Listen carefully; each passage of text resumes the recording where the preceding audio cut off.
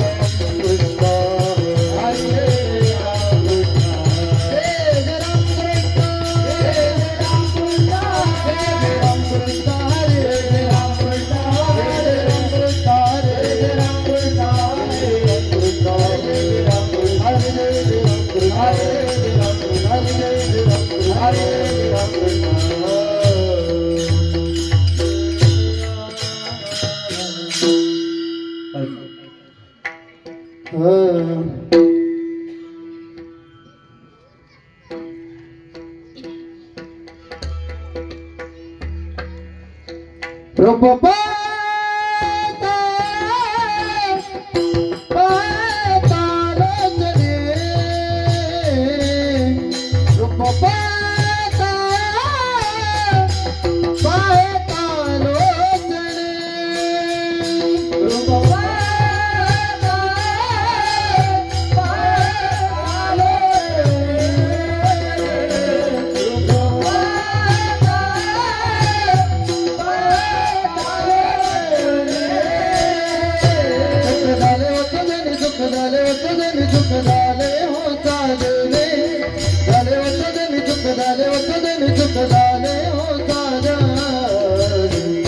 तो हवे चला विठ्ठला बरवा तो माधव माधव भरवा दुख झाले उतरले दुख झाले उतरले दुख झाले उतरले दुख झाले उतरले दुख झाले उतरले दुख झाले उतरले तो हवे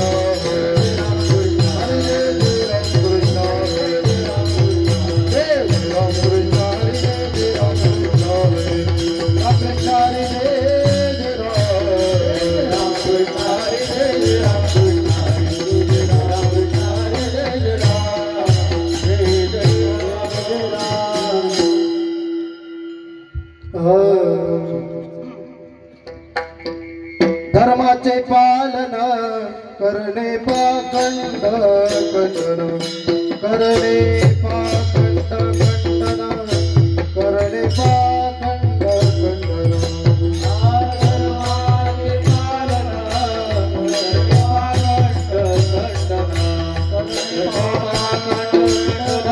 करणे पाखंड खंडन करणे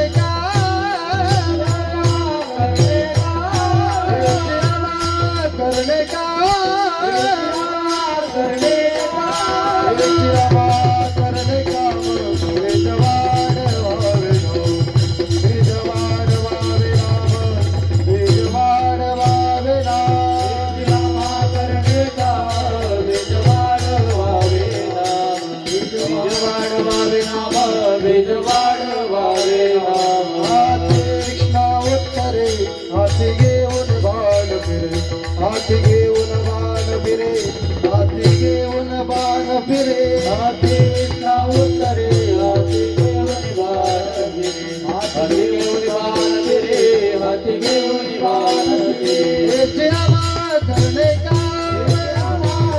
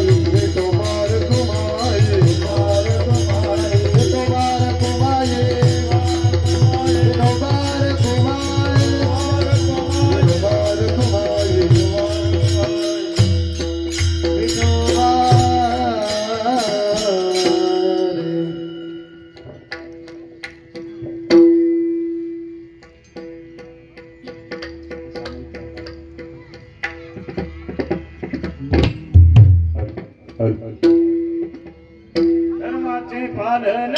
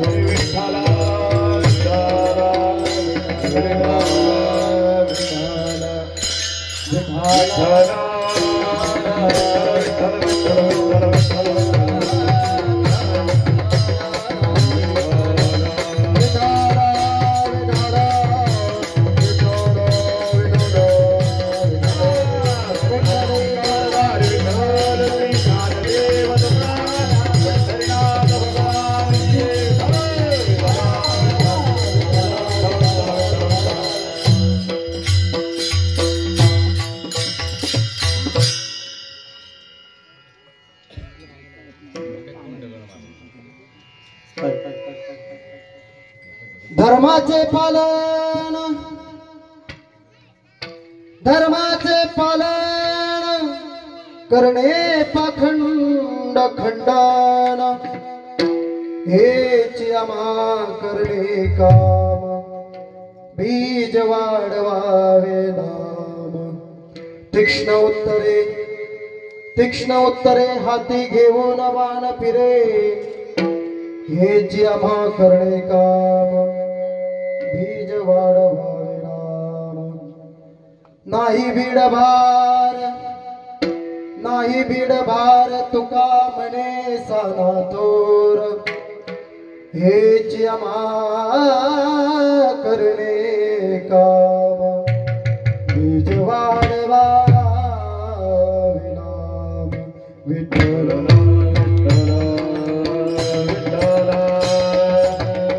विठ्ठला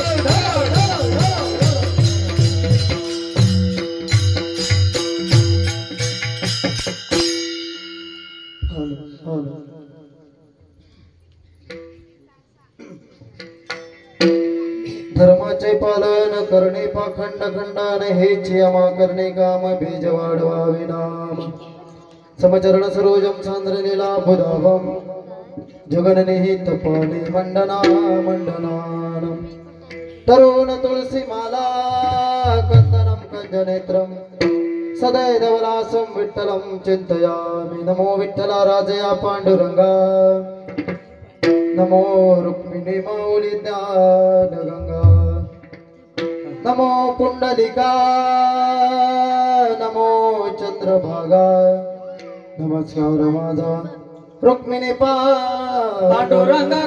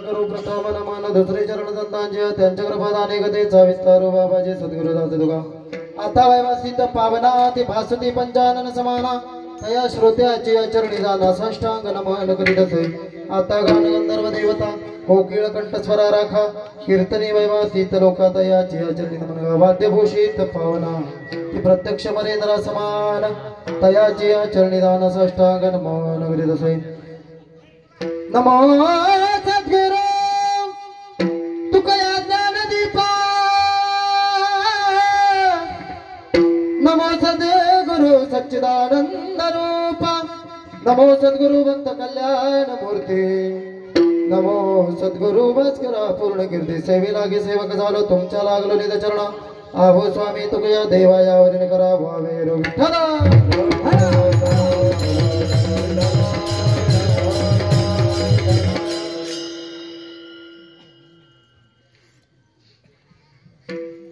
ही लहान मुलं पडतात त्यांना बसवा खाली जरा प्रस्तुत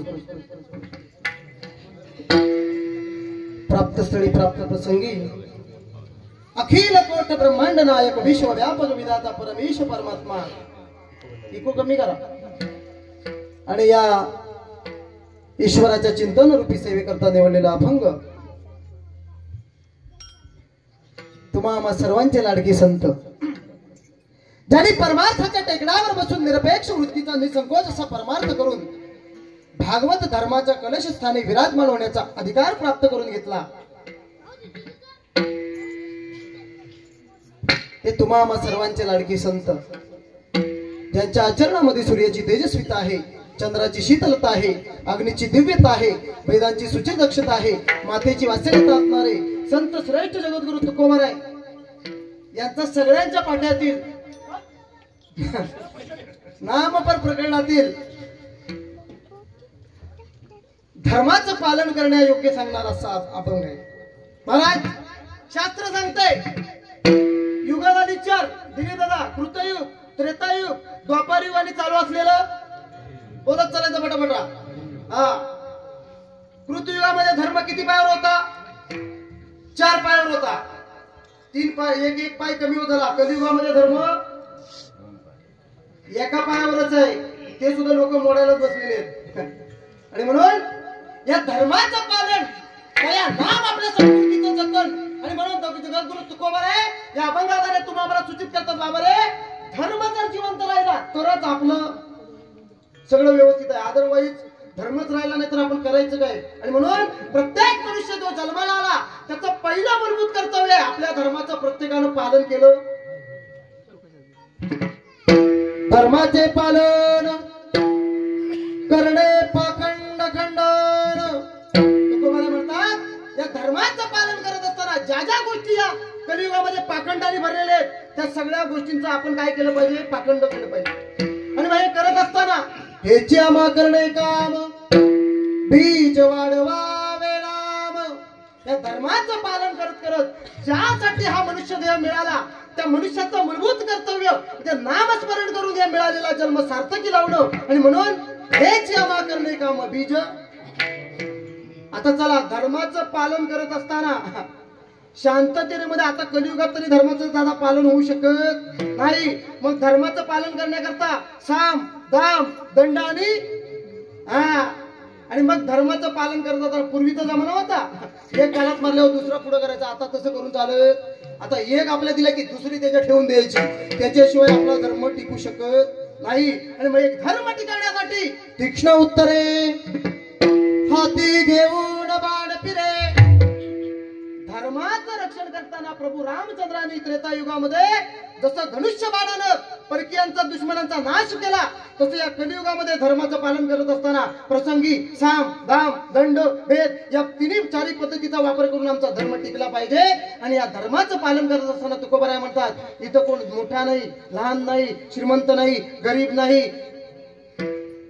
नाही भीडभार तुका म्हणे सानातोर सगळ्यांची येथे आहे अधिकार आणि म्हणून या धर्माचं कर्तव्याचं पालन करत असताना सर्वांना इथं समान अधिकार आहे हा या अभंगाचा सरळ आणि थोडक्यात भावार्थ मी आपणासमोर मांडण्याचा प्रयत्न केला आहे विठ्ठल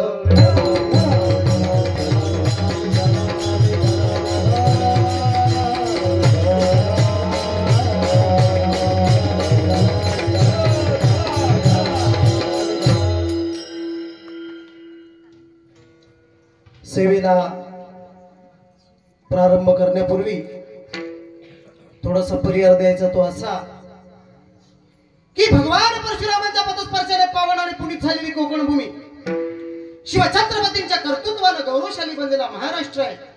याच महाराष्ट्रातील रत्नांची खाण असलेला रत्नागिरी जिल्हा, चिपळूण तालुका आणि या तालुक्यातील श्री सिद्धिविनायक मित्रमंडळ परशुराम पायरवाडी आणि या मंडळाच्या वतीनं शताब्दी महोत्सव.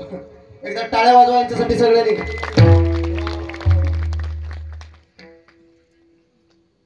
उत्सव सण बाबा चालू करता येतात पण ते 100 वर्ष टिकवणं ही खूप मोठी या कलियुगामध्ये तर खूप डेंजर गोष्ट झालेली आहे. आणि अशी असणारी या पायरवाडीमध्ये या शताब्दी निमित्त श्री सत्यनारायणाची महापूजा आणि या कीर्तन महोत्सवाचं आयोजन या ठिकाणी आमचे परमस्नेही परम आदरणीय. त्याचं कारण आहे महाराज, आमची भूमी ही मुळातच पवित्र ते कुळ पावन तो देश आणि जेते हरीचे दास. या कलियुगामध्ये नामस्मरणाची ही नाव या संसार रूपी भावसागरामध्ये तेवढ ठेवण्यासाठी सगळ्यात पहिल्यांदा ज्या ज्या गोष्टी या धर्मामध्ये जन्मलेल्या त्यांचं रक्त पहिलं शुद्ध असलं पाहिजे. आणि असे या मंडळाचे सर्व कर्तबगार कार्यकर्ते, सगळ्यांची नावं काय मला माहिती नाहीत पण गेले 4 महिने मी ज्यांची धडपड अगदी मनापासून पाहतोय की महाराज मनुष्याचा कर्म झालेला आहे. फक्त मी आणि माझं जगाची काय घेणं देणं नाही, परंतु आपण जन्माला आलो, मग जन्माला येत असताना काहीतरी समाजाची बांधिलकी आहे, काहीतरी समाजावर आपलं देणं आहे. आणि या नियमाला अनुसरून आमचे हरिभक्त पारायण आहेत का नाही मला माहिती नाही, एकनाथ दादा आणि त्या बिचाऱ्याची मी 2-3 महिने धावपळ बघतोय. म्हणजे महाराज काहीतरी आपल्याला या समाजासाठी काहीतरी करायचंय, काहीतरी आपलं देणं लागतं. आणि म्हणून आमचे एकनाथ दादा आणि त्यांचे सर्व ग्रामस्थ मंडळ या ठिकाणी सर्व या मंडळाचे सभासद असतील, त्यांनी अविरत मेहनत घेऊन या ठिकाणी ही कीर्तन महोत्सवाचं आयोजन केलेलं आहे. आमचे योगेश महाराज सुद्धा त्यांच्या जोडीला आहेत. अतिशय धर्मानं काढलेले हे काम आहे महाराज. आणि म्हणून या सर्व मंडळाच्या कार्यकर्त्यांना मी शुभेच्छा देतो.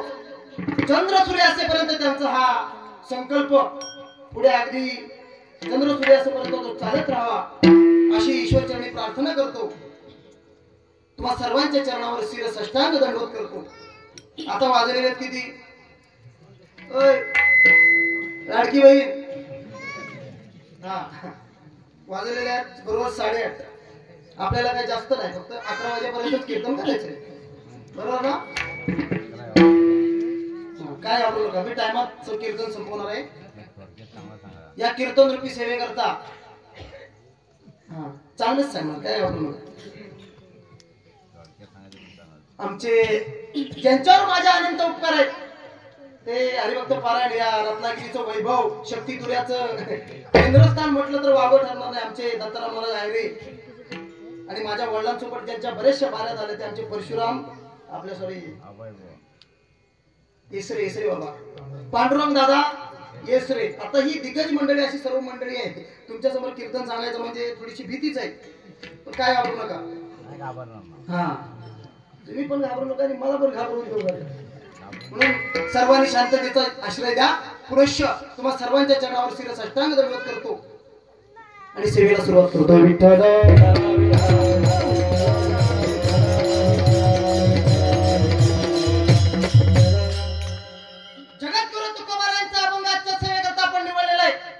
या अभंगातून जगद्गुरु तुकोबाराय माणूस म्हणून आपण जन्माला आलो. मग जन्माला आल्यानंतर जे कार्य आपल्याला करायचं आहे ते कार्य आज मनुष्य विसरत चाललेला आहे.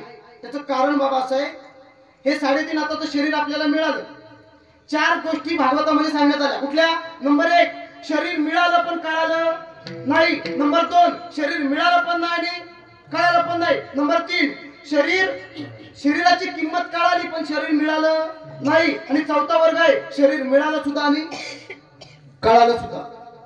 चला नंबर 1 शरीर आपल्याला मिळालं पण त्याची किंमत आपल्याला कळाली नाही. त्याच्यामध्ये सगळे आपण येतो की नाही. एक दात पडला दिलीप दादा बसवायला किती खर्च येतो? 20-25 हजार रुपये खर्च येतो. देवानं 32च्या 32 आम्हाला फुकट दिले. आम्ही इमल आणि गुटखा खाऊ त्याची वाट लावली की नाही. लावली ना? हा, मग पहिला वर्ग आहे मानव देह मिळाला पण कळाला. नंबर 2, मानव देह मिळाला पण नाही आणि कळाला पण नाही, त्याच्यामध्ये पशु पक्षी येतात बाबा. मी कुठेही असं वाचलेलं नाही 4-5 गाढवांची पंगत गेली, टोळी गेली आणि देवाला सांगितलं मला असा जन्म पाहिजे, अजिबात नाही. याचा अर्थ पशु पक्ष्यांना देह मिळाला सुद्धा नाही आणि देह कळाला सुद्धा नाही. चला नंबर 3, नरदेहाची किंमत कळाली पण नरदेह मिळाला, त्याच्यामध्ये स्वर्गातले देव येतात. स्वर्गीचे अमर इच्छितात ती देवा मृत्यू लोकी वाहा. आणि नंबर 4, या नरदेहाची किंमत कळाली सुद्धा आणि त्याला मिळाला सुद्धा, त्याच्यामध्ये संत आणि त्या संतांच्या कृपेनं जीवनामध्ये आमच्या जीवनाचा खराच अर्थ जर करायचा असेल तर आम्ही माणूस म्हणून जन्माला आलो. मग माणसाचं मूलभूत कर्तव्य सगळ्यात पहिल्यांदा आमचा धर्म टिकला पाहिजे आणि या धर्माच्या व्याख्येसाठी आज प्रत्येकानं झटलं पाहिजे. पण धर्म धर्म धर्म म्हणजे नेमकं काय? कलियुगामध्ये कुणालाही त्रास न देता सत्यानं जगणं आणि आपल्या हिंदू धर्माचं पालन करणं याच नाव धर्म आहे. याच्यापेक्षा धर्म दुसरा काय? मग चला या कलियुगामध्ये धर्माच्या बाबतीत बोलायला झालं तर असंख्य साधू संतांनी आम्हाला उपदेश केले. आपण या मनुष्य देहामध्ये आपण आलो. भक्ती किती प्रकारची आहे? 9 प्रकारची भक्ती सांगितलेली. त्याच्यामधली सगळ्यात महत्वाची भक्ती म्हणजे तुम्ही आता करताय ती श्रवण भक्ती. बरोबर आहे की नाही? हा, माणसानं श्रवण भक्तीच्या जोरावर जर व्यवस्थित जीवनामध्ये कार्य करायचं ठरवलं ना बाबा, त्याला जीवनामध्ये काही अशक्य नाही. चला ऐका, मग धर्म धर्म म्हणजे काय? माणूस म्हणून जन्माला आलो, मग देहाला मिळालेल्या देहाचं मूलभूत कर्तव्य पालन करत असताना आम्ही नेमकं काय करतो हे आज आम्ही विसरलेलो आहे. याच्यासाठी संतांनी वाङ्मय लिहून ठेवलेलं आहे. म्हणून ज्ञानेश्वरी, भागवत, गाथा हे संतांचं वाङ्मय आम्ही आज वाचलं पाहिजे. त्याचं कारण आमचा धर्म हे आमच्या हिंदू धर्माच्या शास्त्रावर आधारित आहे. बरोबर की नाही? म्हणून जीवनामध्ये कथा, कीर्तन, प्रवचन या कलियुगामध्ये असंख्य साधनं या नाम सप्ताहासाठी सांगितलेले आहेत. पण त्याच्यामध्ये श्रवण भक्ती ही सगळ्यात श्रेष्ठ भक्ती आहे. का? कुरुक्षेत्रावर गीता सांगितली. कुणी कुणाला? कुणी? भीमाना अर्जुनाला. बरोबर ना? वा वा वा, बसा का? कुरुक्षेत्रावर गीता सांगितली अर्जुनाला, भगवान कृष्णाने सांगितली ना? ऐका, बोलू नका. अर्जुनालाच का सांगितली हो? पांडव किती होते? 5 पांडव होते. गीताशास्त्राचं ज्ञान फक्त अर्जुनाला सांगितले. त्याचं कारण अर्जुन हा देवाशी अनन्य भक्त होता. तुम्ही जर शास्त्र वाचलं ना तर शास्त्राच्या गाड्या अभ्यास काय? पांडवांसाठी जे देवाने केलं ते जगात कुणासाठी केलेलं? कुणासाठीच केलेलं नाही.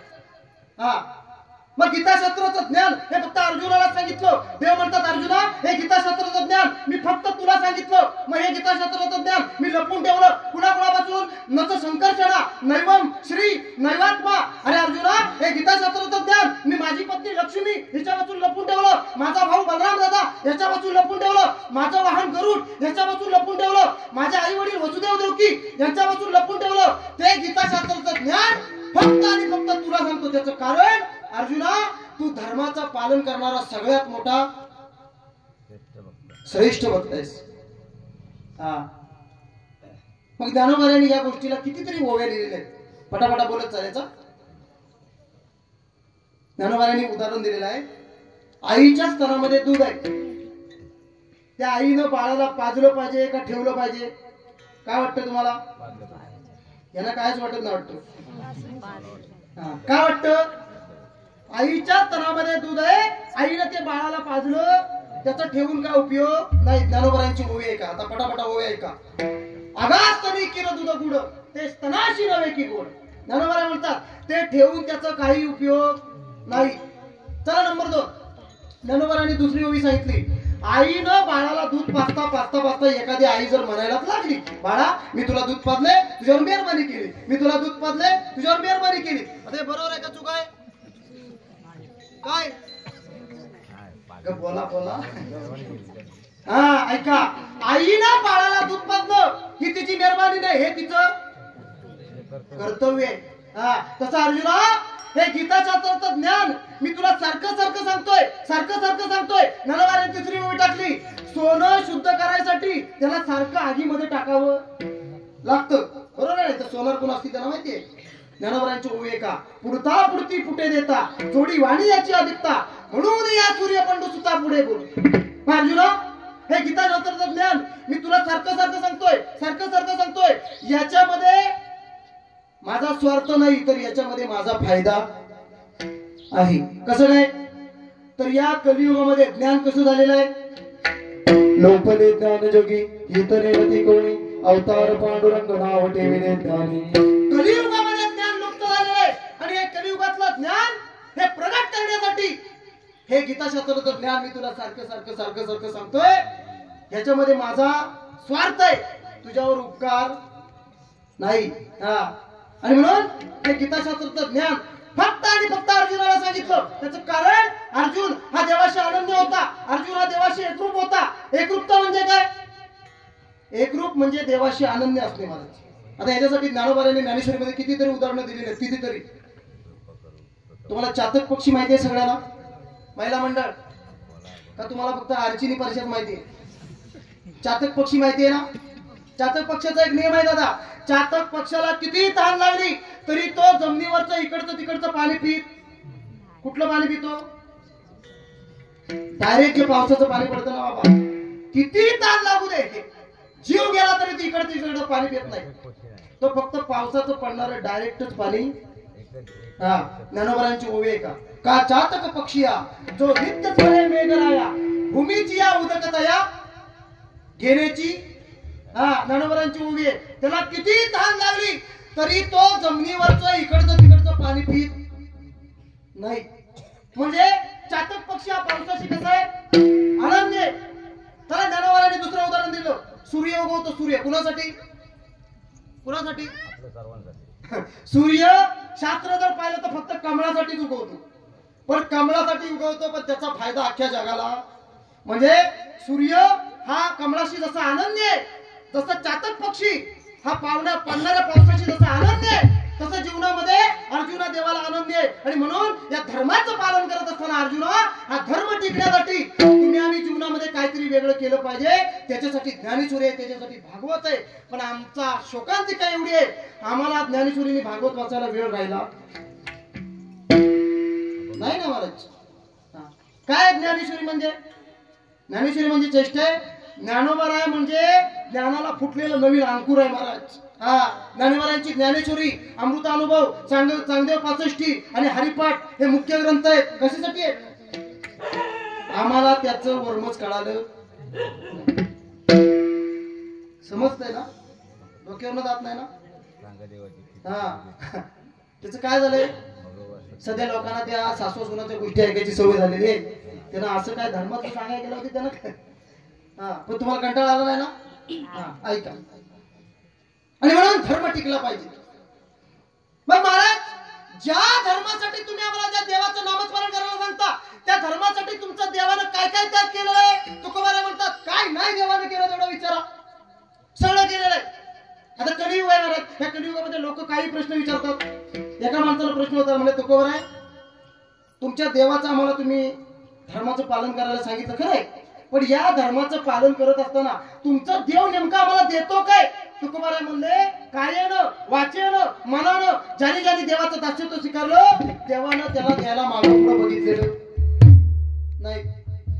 चला तुम्हाला ज्ञानेश्वरीच्या 2-3 ओव्या सांगतो. एक मनुष्य म्हणाला, तुकोबारा आहे, तुमचा देव आम्हाला बायको देईल काय? बायको सध्या बायको भेटतच नाही, हे कठीणच काम झालंय. दिलबी दादा माहिती आहे तुम्हाला चांगलं. तुकोबारा म्हणले, वेड्या, देवाची भाव इत्तांतकरणातून भक्ती केलीस, खऱ्या धर्माच्या आचरणावर मार्गक्रमण केलंच, देव बायको देत नाही, देव स्वतः बायको होऊन आला की नाही. कुणासाठी? एकदा अर्जुन काम्यकोणामध्ये गेला, अर्जुनाच्या मनामध्ये इच्छा झाली, या वेळेला आता माझी सुभद्रा इथं असती तर किती बरं झालं असतं. दुसऱ्या सेकंदाला देवानं सुभद्रेचं रूप घेतलं आणि अर्जुनाची इच्छा पूर्ण केली. धर्मानं चालल्यानंतर देव मागं पुढं पाहत. चला नंबर 2, एका माणसाला विचारलं, म्हणले, तुकोबारा आहे, तुमचा देव आम्हाला लॉटरीचं तिकीट देईल काय? पैसे. तुकोबाराय म्हणजे का देणार नाही? हा, पण तुकोबाराय एखादा पुरावा सांगा. तुम्हाला माहिती 8व्या अवतारामध्ये देवाचा एक मित्र होता, त्याच्याकडे 18 विश्व दारिद्र्य होतं. काय होतं नाव त्याचं? सुदामा ब्राह्मण. बायकोने सांगितलं द्वारकेचा मित्र तुमचा राज आहे, जा त्याच्याकडे काहीतरी जाऊन घालाला. सुदामा बायको पुढे काही चाललं नाही म्हणून निघाला. तुम्हाला कथा बघ माहिती आहे सगळ्यांना. सुदामा आला, मुठभर पोहे देवाने खाल्ले. त्या मुठभर पोह्याच्या बदल्यात काय दिलं सुदामेला? सुदामा ब्राह्मण दुःखी दारिद्र्य पिढीला मुष्टी पोळी घेऊन तो भेटीला गेला. शुद्ध भाव देखून या गावातून याचा दिला. दिला की नाही? दिला ना महाराज. आता इकडं पुरुषाने विचारल्यानंतर एक स्त्री आली, म्हणजे तुका बरं आम्हाला 50% आरक्षण आहे, आम्हाला पण विचारलं पाहिजे. काय पाहिजे तुला? म्हणजे तुका बरं आहे तुम्ही धर्माच्या आचरणावर आम्हाला बोलता, मग तुमचा देव धर्म स्वीकारत असताना आमची काय इच्छा करते पूर्ण करू शकतो? देव म्हणले मागून तर बघ. म्हणजे तुमचा देव मला साडी देईल काय? साडी पैठणी? देव म्हणाले का देणार नाही? हा ऐका, दुःशासनाला द्रौपदीच्या वस्त्राला हात घातलं. द्रौपदीने सगळ्यात पहिल्यांदा पाहिलं आपल्या 5 पतींकडं, पण जुगारामध्ये हरल्यामुळे ते काय करू शकत नव्हते. मग कृपाचार्य, द्रोणाचार्य, भीष्माचार्य, अश्वत्थामा सगळ्यांकडे पाहिलं, पण ज्याचं खावं मीठ त्याच्याशी वागावं नीट. त्यांनी दुर्योधनाचं खाल्लं होतं म्हणून ते काय करू शकत. आणि मग मात्र द्रौपदीला आठवण झाली कुणाची? कोठे गुंतलाची द्वारकेच्या राया वेळ का सकयाला वेला. आता शास्त्र ऐका, ज्या वेळेला द्रौपदीनं देवाला हाक मारलं तेव्हा कोळकेवाडीची जत्रा होती, तिकडे गरुड गेलं होतं जत्रेला. आता देव म्हणला द्रौपदीला भेटायचं जायचं, पण जायचं गरुड नाही तर जायचं कसं? पण ऐका, भक्तानं भाव इत्तांत करण्यात देवाला हाक मारली ना, देव माग पुढे पाहत नाही. एका मिनिटात गरुडाच्या पुढे उडी घालून देव द्रौपदीचं साकडं निवारण करण्यासाठी चालला होता. वाटेत मनामध्ये देवाने विचार केला, माझी बहीण द्रौपदी, हिला मी साडी देणार कधी, ती साडी नेसणार कधी? एवढं सगळं करत असताना माझी बहीण अख्ख्या जगासमोर उघडी झालेली असेल. याच्याकरता देवाने काय केलं माहितीये काय? द्रौपदी पांचाली सभे माझे आणले, सभे माझे आणले. वस्त्रे अरुणे वस्त्रे, वस्त्रे अरुणे वस्त्रे, कैची झाली माऊले. द्रौपदी पांचाली सभे माझे आणले, सभे माझे आणले. वस्त्रे अरुणे वस्त्रे, वस्त्रे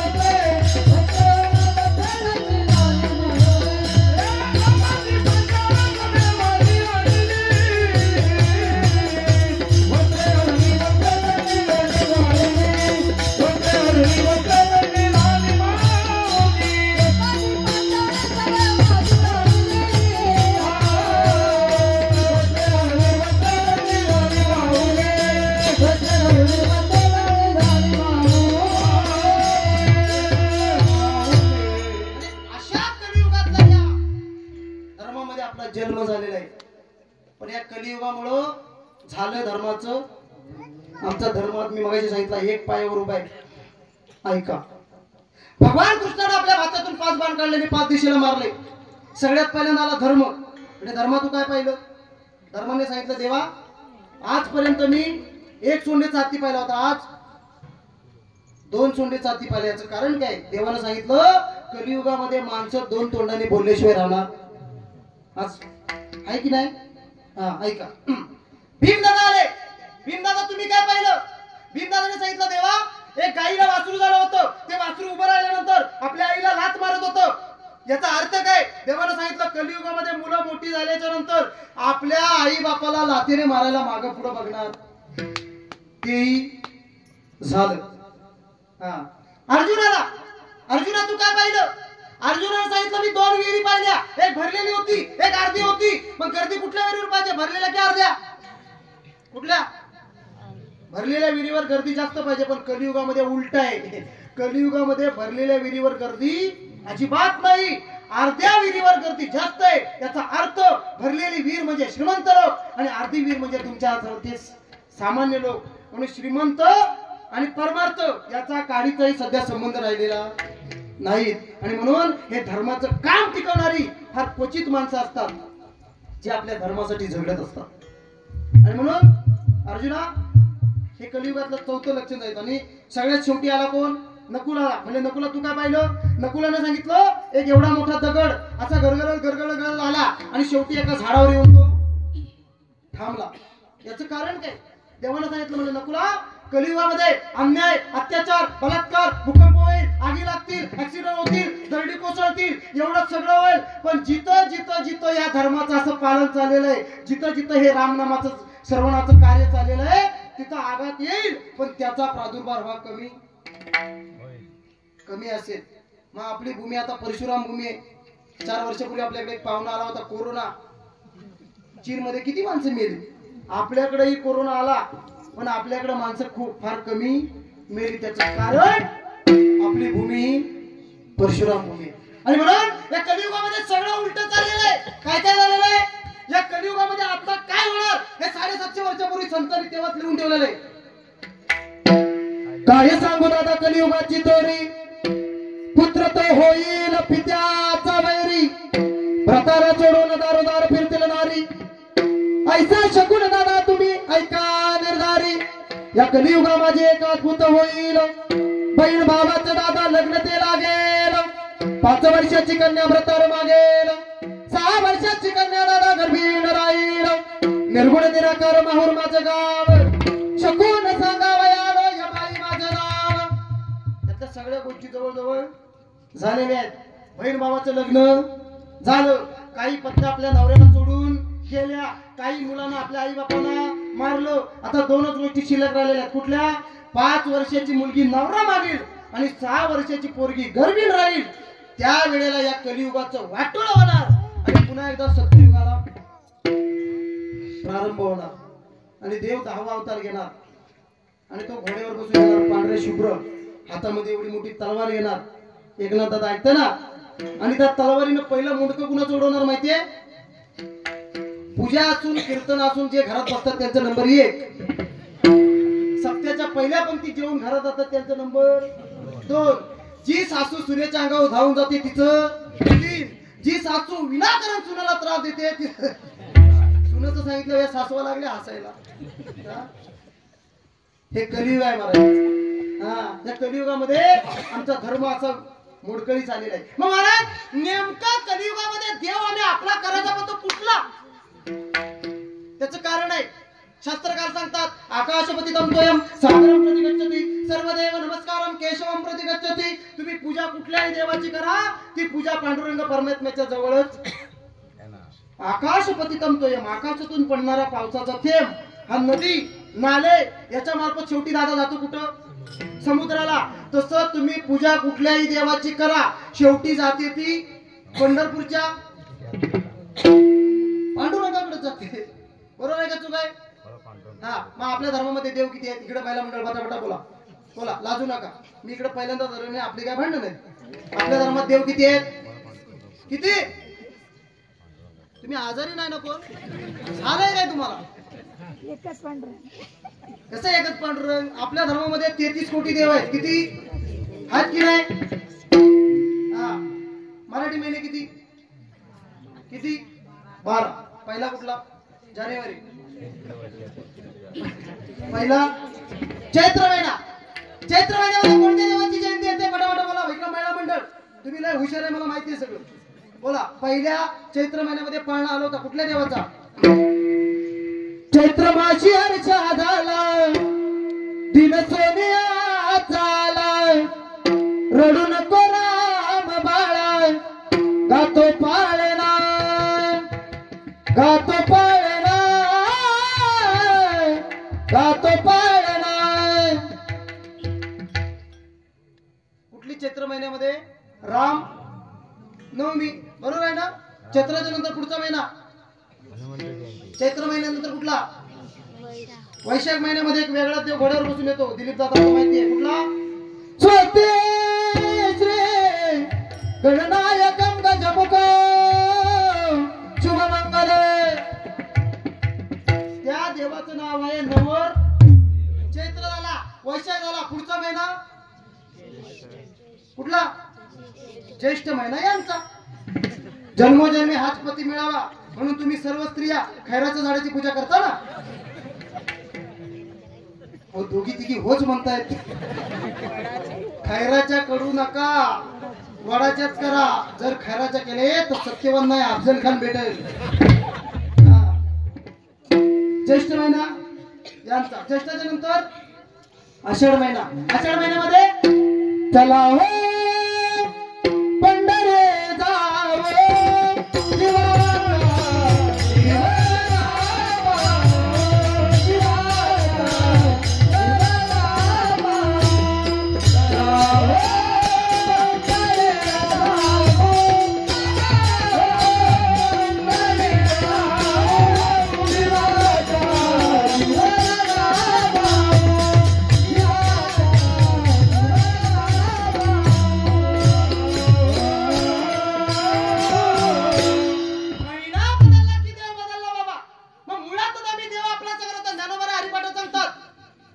देवाची द्वारी उभा क्षण बरी तेने मुक्तीचारी. आता ऐका, कलियुगामध्ये धर्माचं पालन करत असताना तुम्हाला असं वाटत असेल मी सगळं करतो तरी सुद्धा माझ्या जीवनामध्ये असा हा खटाटोपका. ऐका, ज्यांच्या सानिध्यामध्ये देव राहत होता त्यांनी सुद्धा धर्म सोडल्याच्या नंतर त्यांची काय हालत झाली. पांडवांचा स्वर्गारोहण वाचा, तुम्ही सगळे वाचक मंडळी आहात. कलियुगामध्ये माणसाचा सत्यावर सध्या विश्वास बसत नाही. रामायणामध्ये राम लक्ष्मण सीता वनवासाला गेले, सगळ्यांना माहिती आहे. बघा, धर्म माहिती असून सुद्धा आपले लोक अहो देवाने धर्मावर विश्वास ठेवला नाही. काही ठिकाणी सीता माता तिकडं मारीच्यानं रामाधाव वळखल्यानंतर लक्ष्मणाला म्हणजे जा ना, इथं काय थांबलास. लक्ष्मण म्हणाला, वहिनी त्या कलियुगातला एक नंबर साधू मी आहे. लक्ष आणि मन याचं एकत्र मिश्रण झालं, त्याचं नाव लक्ष्मण. म्हणला, वहिनी दादा हा प्रत्यक्ष परमात्म्याचा अवतार आहे, त्याच्यावर संकट येणं अशक्य आहे. पण सीता माता जो लक्ष्मीचा अवतार आहे तिला कलियुगामधल्या खऱ्या संताची ओळख झाली नाही. काय म्हटली, तुमची माझ्याकडे बघण्याची दृष्टी वाईट आहे.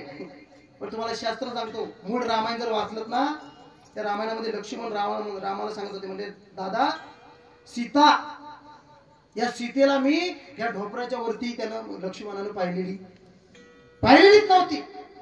एवढा अधिकार श्रेष्ठ संपन्न कलियुगातला साधू, पण सीतेला तो ओळखता आला. आपलं सुद्धा तेच झालेलं आहे. आपल्याला खरा धर्म आज कळलेलाच नाही. आपण आज नको त्यांची संस्कृती आपल्या जीवनामध्ये आणले. बर्थडे आपण साजरे करतो, बर्थडे एवढी सूर्य आणायची नाही, हॅपी बर्थडे टू आणि यू कुणाला म्हणतात, यू कुत्र्याला. कुठं आमची संस्कृती चालली महाराज. ऐका, या कलियुगामध्ये अरे सगळ्यात मोठ्या धर्मामध्ये आम्ही जन्माला आलो. त्या धर्माचं नाव आहे हिंदू धर्म. आणि या हिंदू धर्माचं सगळ्यात मोठं प्रतिपालक जर वर्चस्व कोणी केलं असेल तर ते छत्रपती शिवाजी महाराज. हा, ज्ञानोबानंतर ज्ञान नाही, तुकोबानंतर वैकुंठ गमन नाही, शांतीबाबा नाथबाबानंतर शांती नाही, नामदेवरायानंतर प्रेम नाही, छत्रपतीनंतर राजा नाही, आणि भारतानंतर देश नाही महाराज. जगामधला सगळ्यात एक नंबरचा देश. हो, आता कीर्तन झालं की आपण दोघांनी तो बघायलाच जायचं. तुम्ही भेटा मला नंतर, आपण तिकीट काढून जाऊ. ऐका, धर्म पहिला टिकला पाहिजे. परत मी एका ठिकाणी वाचलो, मुंबईमध्ये एक प्रकार घडला. एक मुलगी 12 वाजता रेल्वे स्टेशनला उतरली, दिलीप दादा, आणि तिचं घर लांब होतं. ती मोहल्ल्यामधून अशी चालली होती. धर्म म्हणजे काय, अरे छत्रपती शिवाजी महाराजांनी जिवंतपणे धर्म पाळला, पण मेल्यावर सुद्धा धर्माचं पालन करणारा जगातला एकमेव राजा म्हणजे छत्रपती शिवाजी. ती मुलगी उतरली आणि अशी चालली होती. मध्ये लागला मोहल्ला, त्या मोहल्ल्यामध्ये 4-5 टावळ पोरं बसली होती. त्यांनी त्या मुलीकडे पाहिलं, आणि ती मुलगी म्हणजे साक्षात मरणाचा पुतळाच होती. तिच्याकडे पाहिल्यानंतर काम वाचण्याचा भस्मासूर जागा व्हावा असं तिचं त्या मुलीचं लावण्य होतं. त्यांनी ठरवलं आता हिची इज्जत घ्यायची. त्यांनी तिचा लाखपाट धरला. मुलगी जीवांच्या आकांतानं पळू लागली. चालता चालता एका बोळामध्ये शिरली. ऐका, सर्व घराचे दरवाजे बंद होते. कर्म धर्म सोयगानं एका घराची खिडकी उघडी होती. त्या मुलीनं धावत जाऊन त्या खिडकीतून आतमध्ये पाहिलं, आणि त्या दरवाजावर थाप मारली. म्हणजे दादा दार उघडा. आतमधीतून एक 25 वर्षाचा यवन तरुण मदमस्त जवानीमध्ये आलेला. त्यानं दार उघडलं. तिनं सांगितलं, माझ्या इज्जतीला धोका आहे, माझं रक्षण करा. मुलानं दरवाजा बंद केला. ते चोर निघून गेले. 5 मिनिटांनी ती मुलगी जायला निघाली. त्या मुलाने मनामध्ये विचार केला, ज्या इज्जतीचं रक्षण करण्याकरता मी धावत होती, ती इज्जत हिची मी घरात सुद्धा मी सुद्धा लुटू शकत होतो. मग हिनं असं काय माझ्यामध्ये पाहिलं की हिनं मला दरवाजा उघडायला सांगितलं आणि मग न राहता त्यानं राहून त्या मुलीला विचारलं म्हणलं ताई ज्या इज्जतीसाठी तू पळत होती ती इज्जत मी घरामध्ये एकटा असताना तू माझ्या स्वाधीन केलीस कशी?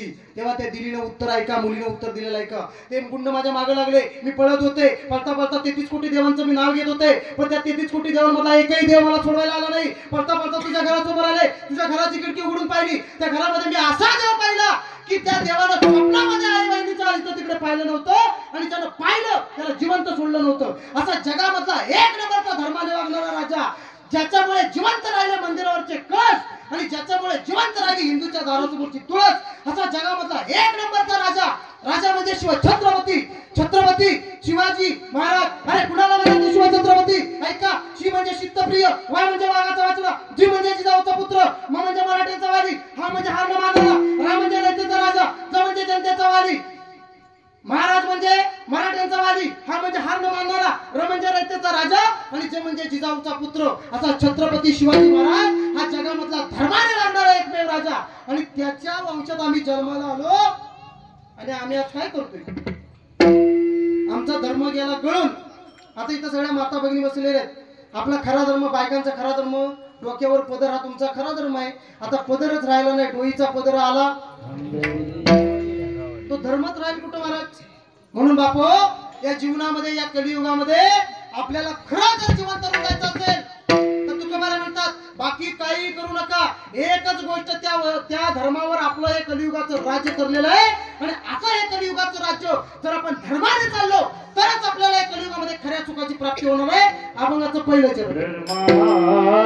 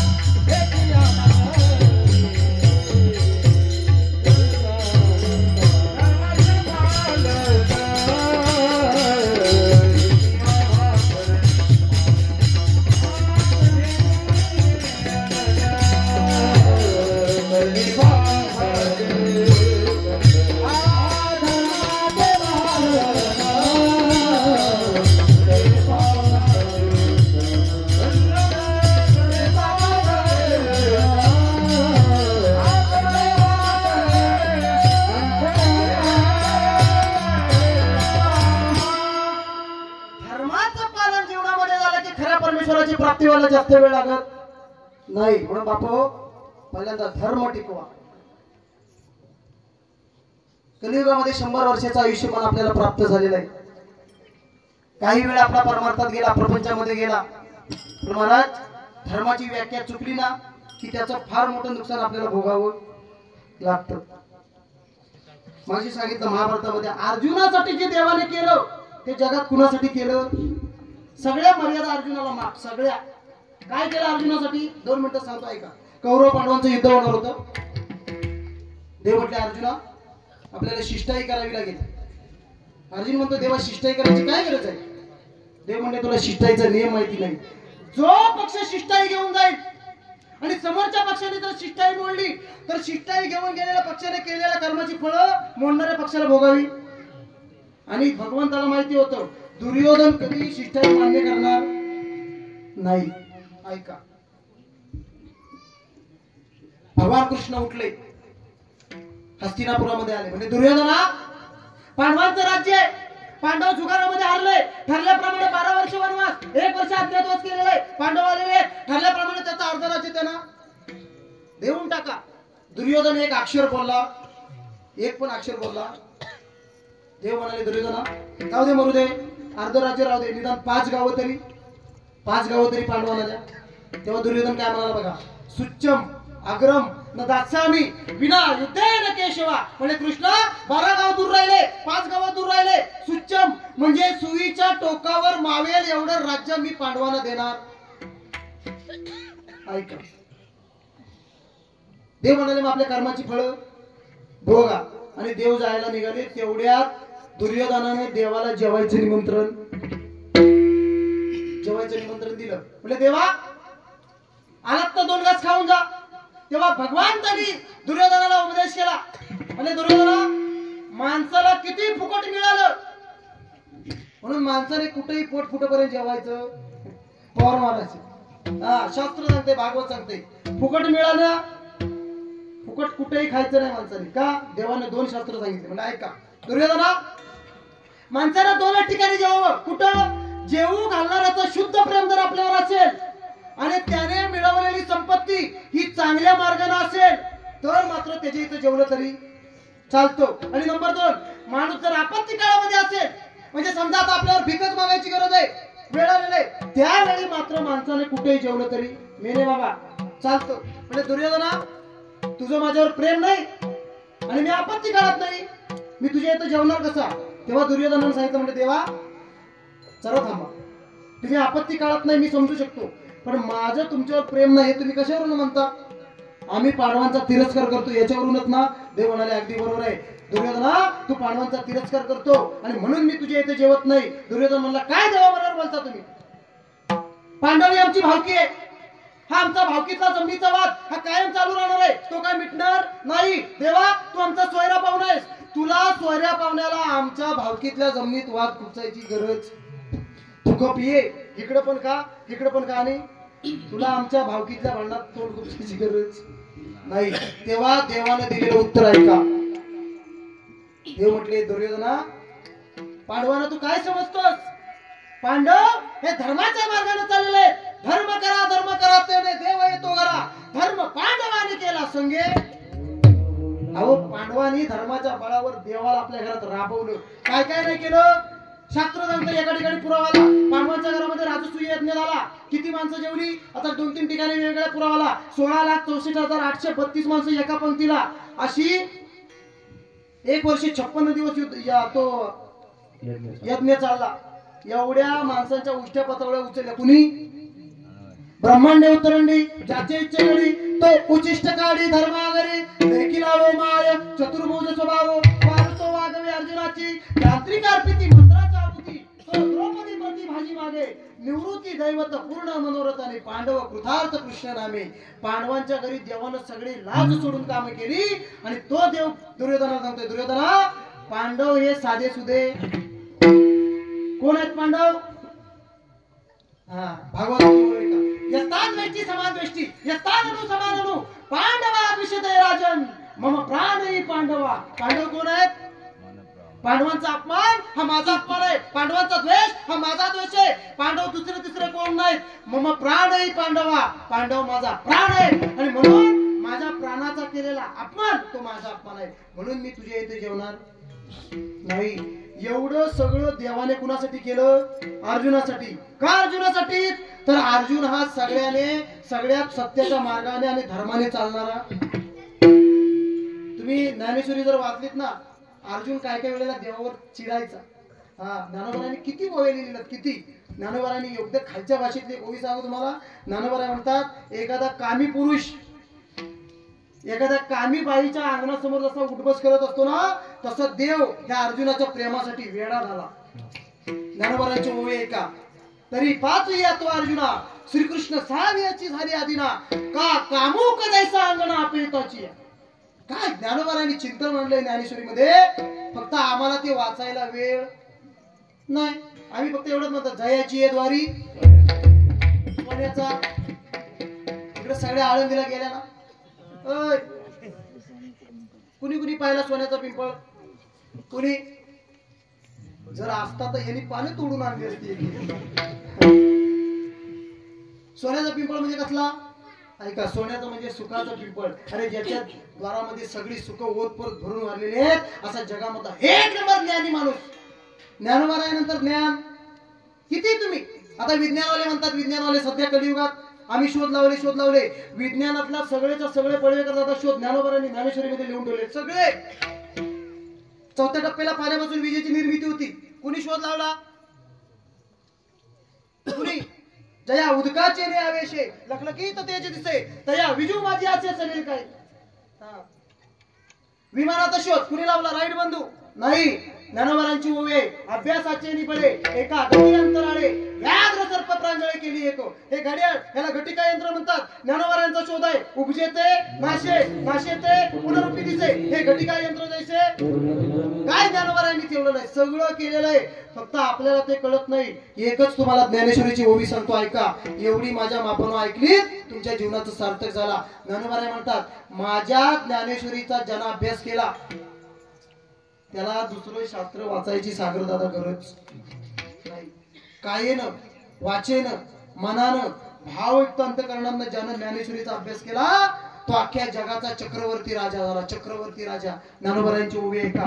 म्हणून म्हणे काय वाचा, जो सेवक होले याचा, तो स्वानंद साम्राज्याचा चक्रवर्ती करी. ज्ञानोबाराय म्हणतात, हे ज्ञानेश्वरी म्हणजे ब्रह्मज्ञानाने भरलेलं ताट आहे. आणि या ब्रह्मज्ञानाने भरलेलं ताट ज्याने जेवण केलं त्याला जगामध्ये कुणासमोर हात पसरायची गरज.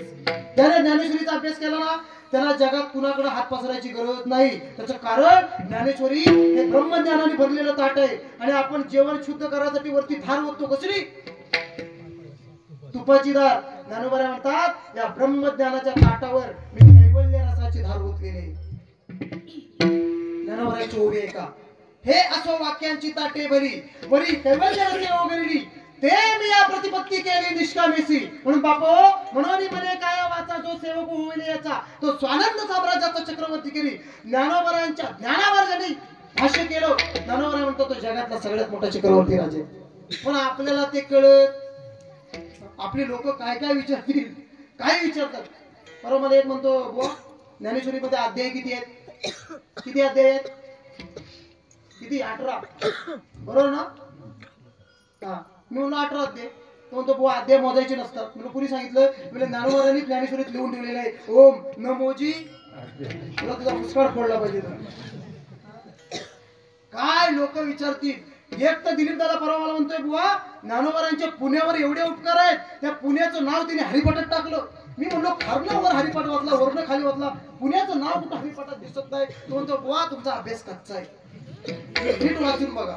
मी म्हणलो, कुठं आहे? तुला असं का वाटतं? म्हणतो, ज्ञानोबारांची जेव्हा पालखी निघते आषाढीला, तेव्हा आळंदी ते दिवे घाटापर्यंत काय म्हणजे एकाएकाची माझी ही पिशवी भरते एकाएकाची. ते पुणेवाले छत्री देतोय, चड्डी देतोय, चप्पल देतोय, वडापाव देतोय, एका वारकऱ्याची अशी पिशवी भरते. आणि म्हणून ज्ञानोबारांना पुण्यातल्या लोकांची दया आली आणि म्हणून त्यांनी पुण्याचं नाव. मी म्हटलो, एवढा हरिपाठ रोज सकाळ संध्याकाळ म्हणतो, मला पुण्याचं नाव कुठे दिसत नाही. तो बुवा नीट वाचा, पुण्याची गणना तुला तुझा मुस्काडच फोडला पाहिजे हा? हे कलियुग आहे महाराज. इथं काय लोक विचारतील त्याचा नेम नाही. पण बापू ज्ञानेश्वरीचा अभ्यास करा. ज्ञानेश्वरी म्हणजे साधन आहे महाराज. ज्ञानोबांनी सांगितलंय माझी ज्ञानेश्वरी ही सगळ्यांच्या हितासाठीच मी निर्माण केलेली आहे. पण आपल्याला त्याचा अर्थ कळत नाही. आपण सप्त्याच्या पहिल्या दिवशी काढायची, 7 दिवस वाचायची, 7व्या दिवशी कर्कचून बांधायची ती पुढच्या सप्त्याला. तिथपर्यंत ज्ञानोबा आमचे घुटमटून. हा म्हणून बापू जीवनामध्ये जे करायला पाहिजे ते आता करा. तुम्ही म्हणाल नंतर करेन, अजिबात नाही. दात पडून गेले ना. काय काय ठिकाणी भजन ऐकतो ना, भाग्या गेला अशी मग्याला, तर दातच राहिले नाही तर भाग्या गेला शिरा गेला कुठं म्हणलं. म्हणून आता करायला पाहिजे ते आता करा. म्हणून आम्ही एखाद्याला म्हणतो ना बाबा रे माळ घाल, तो म्हणतो बुवा अजून आमचं खायचे दिवस आहेत, आता माती खातोस. बरं किती खाल्लं तरी माणसाचं समाधान. म्हणून परमार्थ करायच्या वेळेतच करा. कधी जेव्हा हे सगळं सिद्ध आहे, आता चालावं आहे, तेव्हा तू आपल्या सोयीत पाय तीर्थयात्रा जायची चुकू नको. नाही तर आमचं अख्खं आयुष्य शालजीव पकडत गेला. आम्ही परमार्थ करणार कधी. म्हणून बापू आपल्या धर्मामध्ये जो खरा वैष्णव आहे त्याला आपल्या एका वर्षामध्ये एकादशी किती येतात? महिला मंडळ किती? हा महिन्याला 2, मग वर्षाला किती? 24 आणि 5 पर्व काळ. 24 आणि 5 29. या 29च्या 29 ज्या विधी आहेत त्या खऱ्या वैष्णवानं पाळल्या पाहिजेत. हे खरं धर्माचं पालन आहे. हा धर्म म्हणजे नेमकं काय? काय पंढरपूरला गेल्यावर देव प्राप्त होतो चूक. तुकोबारा म्हणतात ठाईच वैसोनी आवडी अनंत न लगती सायाच सुखी येतो घरा. आम्ही वैकुंठाकडे जाण्याची स्वप्न बघतोय, पण खरं वैकुंठ पाहिलंय कोणी? ज्ञानोबारा म्हणतात वैकुंठ इथंच आहे. ज्ञानदेव पाठ हरी हा वैकुंठ आणि भरला घनदाट. काय सगळं इथंच आहे, फक्त आपल्याला ते कळलं. हा शास्त्र कुठं वापरायचं हे कळलं पाहिजे. शास्त्र चुकीच्या ठिकाणी वापरलं त्याचा तोटा सहन करावा लागतो. पॉवर वापर. 2 मिनिटात सांगतो तुम्हाला. 4 पंडित होते, त्यांनी वेदांचा अभ्यास केला आणि ते आपल्या घरात चालले होते.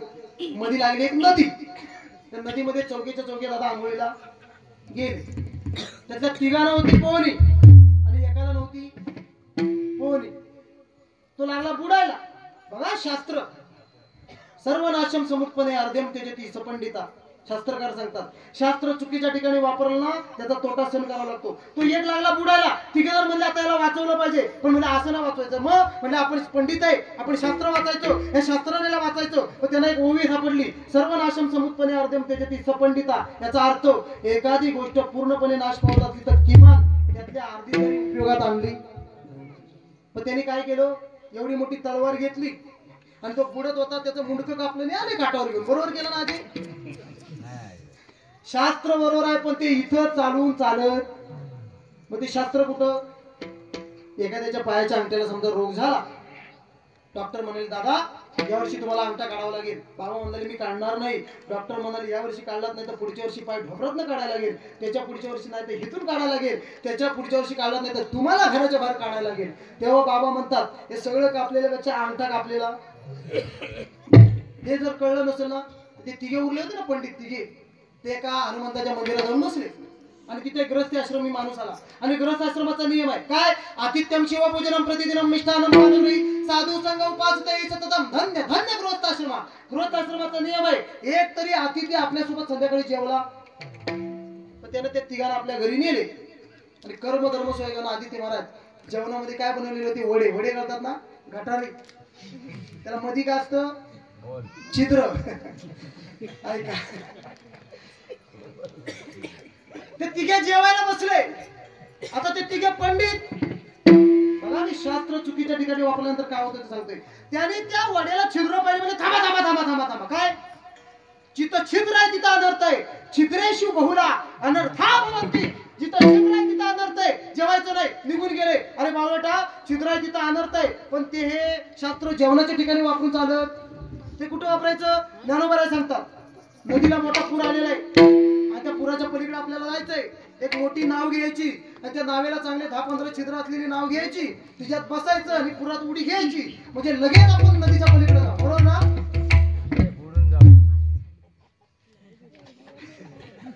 ज्ञानोबांची ओवी आहे का? या लागी शतजर्जर नावे रिघोनी केवी निश्चित व्हावे. ज्ञानोबा म्हणतात शास्त्र चुकीच्या ठिकाणी वापरलं ना त्याचा आपल्याला तोटा सहन करावा लागतो. तसं संतांना नेमकं काय सांगायचंय कलियुगामध्ये? धर्म धर्म धर्म धर्म म्हणजे नेमकं काय? धर्माचं पालन म्हणजे काय? आपल्याला इथंच राहून सगळं करायचंय. हे धर्माचं पालन करण्यासाठी कुठेही जपान, अमेरिका, फ्रान्स इकडे जायची गरज नाही. आणि म्हणून तुकोबराय म्हणतात अशा प्रकारे जर धर्म टिकला तर आपल्या कलियुगामध्ये आपला भागवत धर्म टिकणार आहे. आणि या भागवत धर्माची पताका ज्या वारकरी संप्रदायाच्या खांद्यावर आहे. मग आपल्याला एकच काम करायचंय. कुठलं काम? हे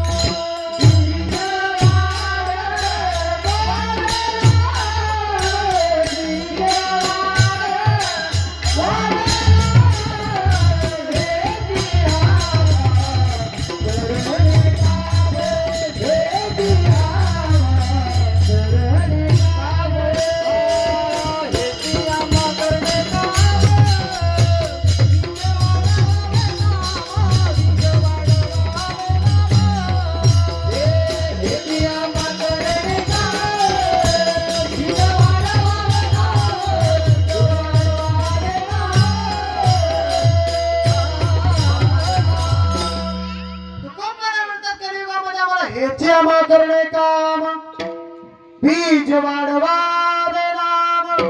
त्या पांडुरंग परमात्म्याच्या नावाचा प्रचार या कलियुगामध्ये आम्हाला करण्यात हे खरं धर्माचं पहिलं कर्तव्य. पण तुकोबराय तुमचा देव मुळात आला एकासाठी. कुणासाठी आला? पंढरपूरला गेला ना सगळ्या महिला मंडळ. पंढरपूरला देव कुणासाठी आला? कुणासाठी? ते म्हणजे तू बघ तिकडे तुला कशाला बोलू. आपला पांडुरंग परमात्मा हा एकाच्या कैवाळे आणि उगवी बहुतांचे कोडे. मग तुकोबराय ज्या देवाच्या नामाची पताका तुम्ही आम्हाला खांद्यावर घ्यायला सांगताय तो तुमचा पांडुरंग परमात्मा पंढरपूरला एकासाठी आला. तो आमच्या जगाचं कल्याण करेल काय? करेल का नाही? अहो करायसाठी तो आलेला आहे. ज्ञानेश्वरी सांगतो थोडीशी ऐका. एकासाठी आला पण अख्ख्या जगाचं कल्याण करणे त्याचं कर्तव्य आहे. नंबर 1 पटापटा मला सांगायचं. महिला मंडळ गाय दूध देते ती मालकाला देते का वासराला देते? कुणाला? वासराला. गाय दूध देते. मी तुम्हाला साधा प्रश्न विचारलाय. कुणाला? वासराला की मालकाला? जर वासराला दिलं असतं तर वाशिष्ठी डेअरी फार्मला आली असती. खरं गाय दूध देते ह्याच्यावर मजा कुणाची आहे? मालकाची मजा आहे.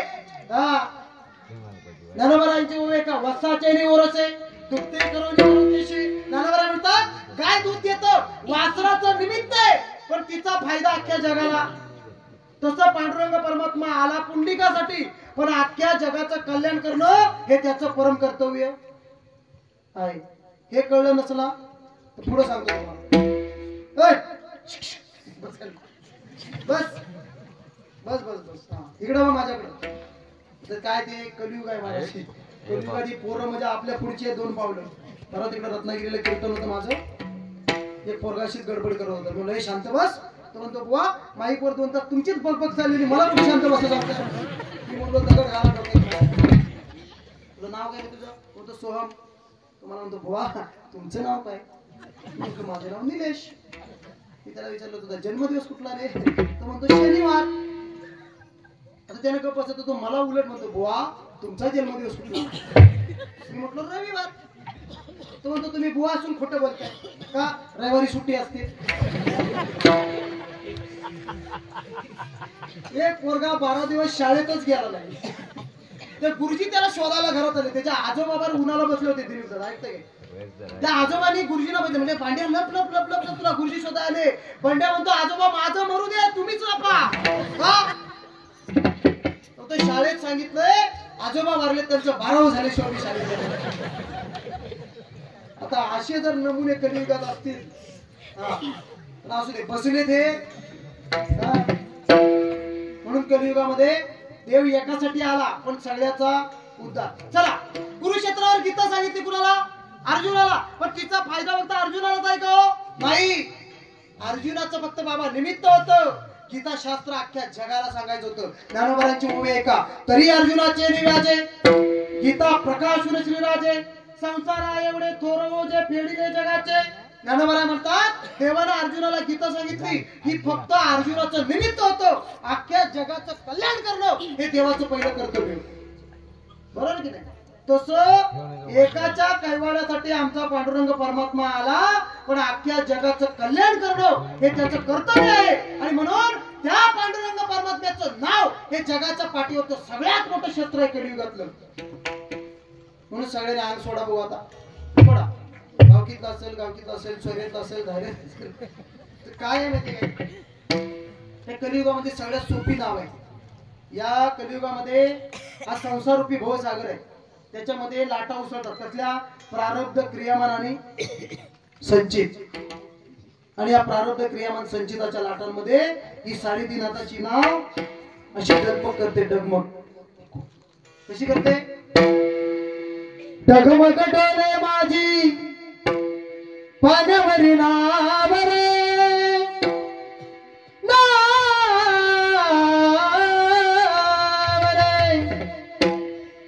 डगमग डोले माझी पाण्यावरी नावरे पंढरीच्या पांडुरंगा बिगी बिगी नावरे पंढरीच्या पांडुरंगा बिगी बिगी नावरे पाण्यावरी नावरे पाण्यावरी नावरे पंढरीच्या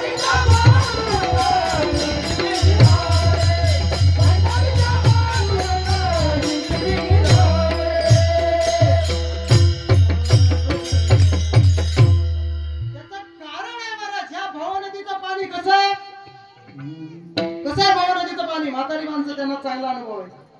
हा भव नदीचं पाणी उलट आहे. उलट भव नदीचं पाणी रे गड्या मोठे ओढीते भल्या भल्या पोहणारा उलटणे पडते उलट उलट माघार गड्या काय गोते खाचे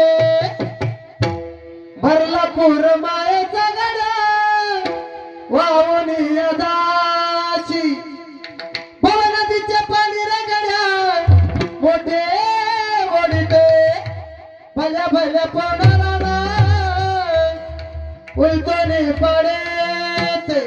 आणि म्हणून या संसार रूपी भवसागरामध्ये एक दिवस आपल्याला जायचं आहे हे निश्चित आहे. आणि म्हणून जे करायला पाहिजे ते आता करा. पण आम्ही म्हणतो आमचं वय आधी म्हातारपणे आम्ही प्रपंच करू आम्ही संसार करू. अजिबात नाही. वय निघून गेलं त्या परमात्म्याला काही किंमत. त्याचं कारण संसारातला अनुभव.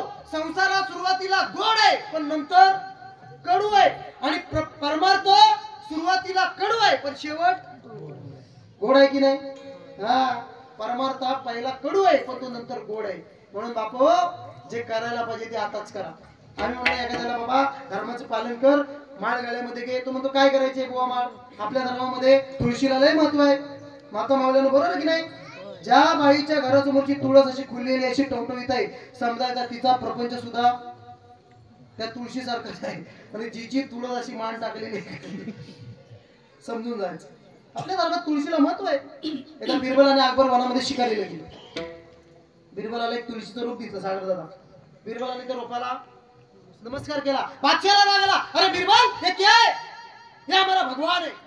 बादशाहने ती तुळशीचं रोप उपटला आणि फेकून दिला. असे चालत चालत गेले खाली. तुम्ही सगळे शेतकरी, ते जंगलामध्ये एक वेल येते ना, तिला चिंच सारख्या फळं लागतात, त्याला खाज लागते, काय म्हणतात फुलं काय, प्रत्येकाची भाषा वेगळी असते. ते कुले का कोच खुली का काहीतरी म्हणतात प्रत्येकाची भाषा. ते चांगले पिकून लालपून झाले होते. बादशाला त्याचा वर्म. बिरबल गेला आणि त्या रोपाला, अरे बिरबल ये क्या है? ये उससे भी बड़ा भगवान है. और गेला ना उपटायला, कपडे काढून डोळायला लागला गरम रस्त्यावर. अरे बिरबल अभी क्या करना पड़ेगा? पहिले भगवान के पास जाना पड़ेगा. कुठं टाकले शोधा. ते काढलं, त्याचा पाळा काढला. अरे बिरबल तुम्हारे भगवान बहुत कडक है. अरे बाबा 31 कोटी और बाकी है, ये तो खाली सुरुवात है. आमच्या देवाच्या नादाला लागायचं नाही. आणि म्हणून ज्या पांडुरंग परमात्मानं तुम्हाला आज 3.5 हाताचा एवढा मोठा भंडारा दिला, की परमेश्वराची आपल्यावर देणगी आहे बाबा. तुम्ही जे करायला पाहिजे ते आताच केलं पाहिजे. हात दिले कशासाठी? हस्तम पवित्रम यदि दान पुण्य, पादम पवित्र यदि तीर्थयात्रा, कंठ पवित्रम यदि नाम घोष, हृदय पवित्रम यदि ब्रह्मनिष्ठा. त्या जीवनामध्ये मूलभूत कर्तव्य ती माणसानं पार पाडलीच पाहिजे. नाहीतर जन्माला आला, खाका खाल्ला आणि उलटून गेला, काही त्याचा उपयोग. तुका म्हणे डोकीच्या व्यवहार आहे आणि नका डोळे धुरे. डोळ्यामध्ये कोणत्याही प्रकारचा सत्तेचा धूर येऊन आपलं जीवन बर्बाद घालू नका. म्हणून सगळ्यांनी एकदा हाताला टाळी वाजवा आणि मुखाराच्या परमेश्वराचं चिंतन करावे.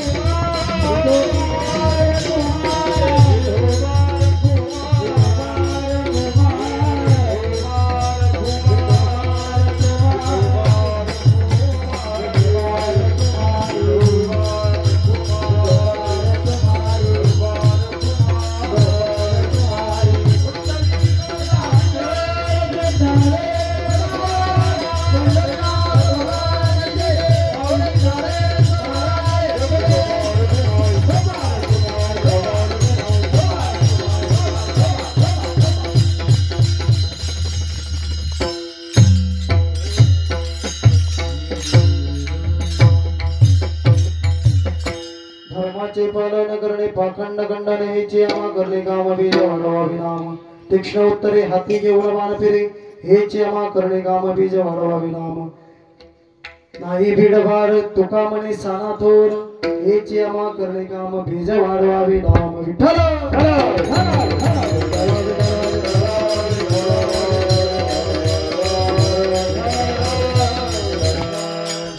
जगद्गुरु तुकोबाराय या अभंगाच्या शेवटच्या चरणामध्ये तुम्ही आम्हाला प्रतिपाद्याविषयी करतात.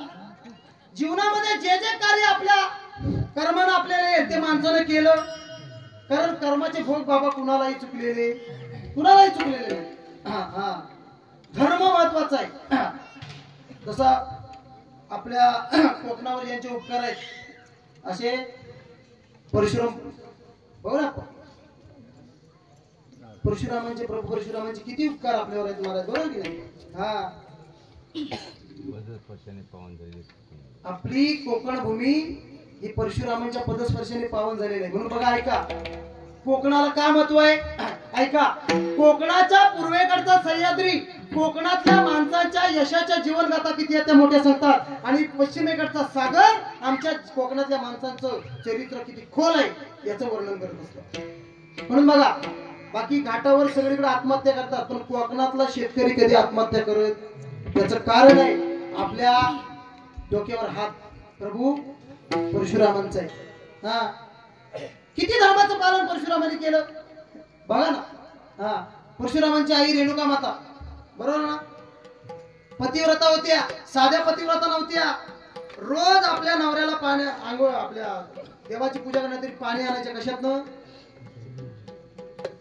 साडीच्या पदरातून. आमचा हांडा नळावरनं घरात साधं होतं का पतिव्रत्य? पण ऐका, एक दिवस रेणुका माता नदीवर गेल्या. माशाचा संसार पाहिला, पत्रात पाणीच राहिलं. घेतलं पाणी की पडून जायचं. तिथं जमदग्नीला कळलं. हा, आणि जमदग्नी गोत्राची माणसं असतात ती फार कडक असतात. म्हणून पूर्वी जमदग्नी गोत्राच्या जे सोयरी जोडायच्या तिथं लोक का तर ते कडक असतात. हा, जमदग्नीला कळलं होतं. मग 3 मुलांना सांगितलं, म्हणलं उडवा मुंडक. पण तिघांनी काय उडवलं? एवढ्यात परशुरामाने म्हणलं, परशुरामा उडवायचं मुंडक. एका क्षणात फरशी घेतली आणि मुंडक उडवलं.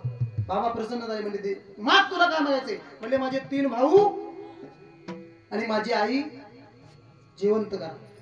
किती धर्माचं पालन आहे. हा, आणि मग ते उडवलेलं मुंडक मग कुणाचं लावलं ते तुम्हाला माहिती आहे, सगळ्यांनी बघा. नंतर असं शास्त्र सांगतो, तुम्ही रेणुका मातेची कुठेही बघा, रेणुका मातेचा फक्त तांदळाचा आहे बाबा. का माहिती आहे कुणाला? ज्या वेळेस रेणुका मातेचं देहावसन झालं त्याच्या अगोदर रेणुकाने परशुरामाला सांगितलं होतं, मला अशा ठिकाणी मोक्षाचा हे कर, मला म्हणजे माझा दान कर. पण शास्त्र आहे, मला ज्या वेळेस जिथं अग्निदान देशील तिथं माझ्या अग्नीतून 3 वेळा आवाज येईल, तेव्हा तू मागं वळून बघायचं नाही. परशुरामाने रेणुका मातेचं प्रेत खांद्यावर घेतलं आणि महाराष्ट्रामध्ये ते 19 ठिकाणी टेकलं आणि शेवटी माहूर गडावर नेलं आणि तिथं रेणुका मातेचं यथार्थी दर्शन घेतलं. पण ऐका, पहिल्या वेळेला आला परशुराम, पण परशुरामाने मागं बघितलं नाही. दुसऱ्या वेळेला आवाज आला परशुराम, तरी मागे बघितलं. आणि मग 3ऱ्या वेळेला आवाज आला. शेवटी मुलाचं प्रेम आहे हो. आणि परशुरामाने मागं ओढून बघितलं, त्या दग्ध अग्नीतून फक्त रेणुका मातेचा एवढा मुखवटाच बाहेर आला. म्हणून महाराष्ट्रात कुठेही जा तुम्हाला रेणुका मातेचा तुम्हाला तांदळाच बघायला मिळेल. म्हणजे जीवनामध्ये एवढं मोठं षडगुण ऐश्वर्य संपन्न जीवन होतं. अरे प्रत्यक्ष ज्याच्या सत्तेने वेद चालवत होते, ज्याच्या सत्तेने ब्रह्मांडाची निर्मिती झाली, असे पांडुरंग परमात्म्याचे अवतार प्रभू परशुराम परमात्मा.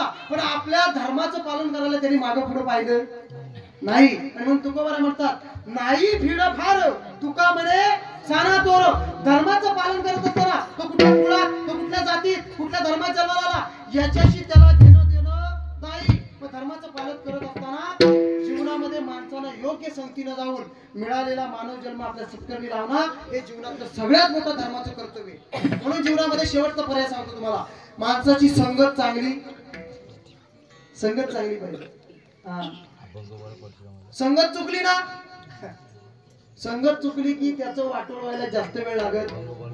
शेवटचा पुरावा सांगतो, माझं टायमिंग संपलेलं आहे.